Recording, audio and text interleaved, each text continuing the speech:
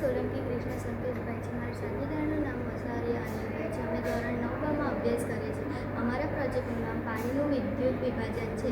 આ પ્રોજેક્ટ વિદ્યુત અપઘટનના સિદ્ધાંત પર કાર્ય કરે છે. જ્યારે યોગ્ય ઇલેક્ટ્રોલાઇટ ધરાવતા પાણીમાંથી પસાર કરવામાં આવે છે ત્યારે પાણીનું વિઘટન થઈ હાઇડ્રોજન અને ઓક્સિજન વાયુનું ઉત્પન્ન થાય છે. આ પ્રોજેક્ટની કાર્યપદ્ધતિ: યોગ્ય ઇલેક્ટ્રોલાઇટ ધરાવતું પાણી એક પાત્રમાં લેવામાં આવે છે. બે ઇલેક્ટ્રોડને ડીસી વીજ પુરવઠા સાથે જોડવામાં આવે છે. જ્યારે પાણીમાંથી વિદ્યુત પ્રવાહ પસાર થાય છે ત્યારે વિદ્યુત અપઘટનની પ્રક્રિયા શરૂ થાય છે.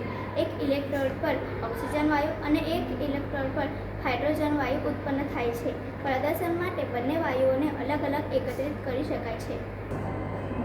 પાણીના વિદ્યુત અપઘટનની પ્રક્રિયા સમજવામાં મદદ કરે છે. હાઇડ્રોજન અને ઓક્સિજન વાયુ ઉત્પાદન વિશે સમજ આપે છે. હાઇડ્રોજનનો ઉપયોગ યોગ્ય ટેકનોલોજીમાં સ્વચ્છ ઉર્જા સ્ત્રોત તરીકે થઈ શકે છે. નવીનીકરણ અને વૈકલ્પિક ઉર્જા વિશે શીખવા માટે ઉપયોગી છે.